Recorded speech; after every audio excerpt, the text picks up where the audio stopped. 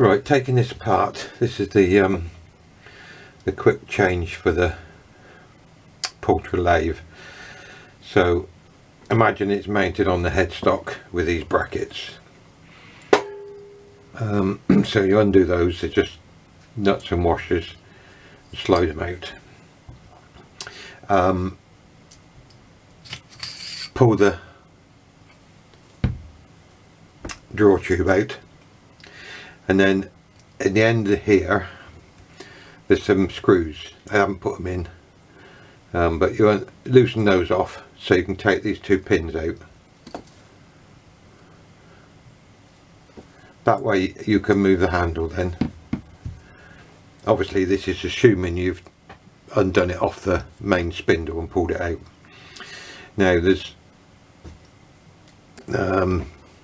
this brass sleeve that rotates. When you put it back together, it doesn't want to be tight, it just wants to be pinched up, so there's a bit of swivel movement. Then you just undo those,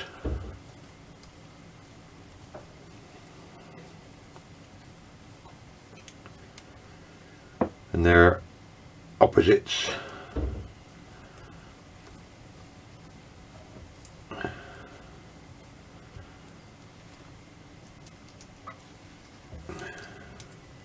Haven't undone that side completely. Then they just slide out.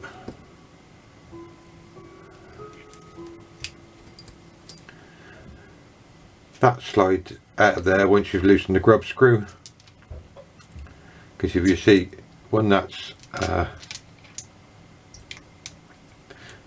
when it's in there, keyed in there with a Woodruff key, if I can get it in there, that's it. That screw sits on that flat in there, and it's got a lip on it, so you can't pull it out until it's been undone. Then obviously just, there is a circlip in there which I hadn't noticed before, I must admit, because I cleaned it in situ, but just in the splits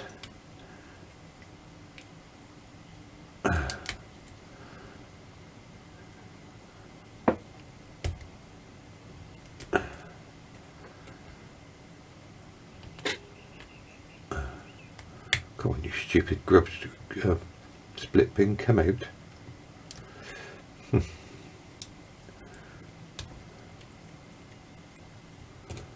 There we are.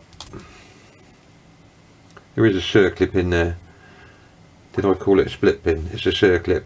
Then that piece just pushes out from the back.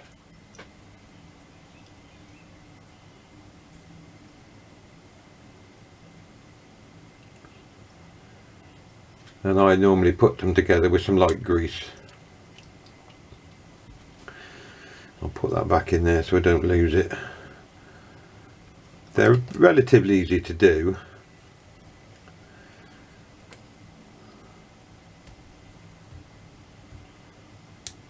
And that just clips back in there.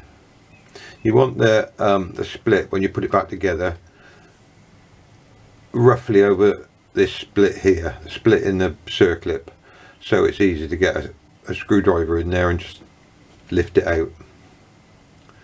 So it's easy to put back together with a little bit of grease. They just go back in the same, but not so you don't pinch them up tight. Oh. I won't put it together, but that's how you put it together. And then that goes on there. I normally have this on the headstock, like as is, before I fit all this. It's easier. That goes in there. That goes in there with the two pins in those locating holes.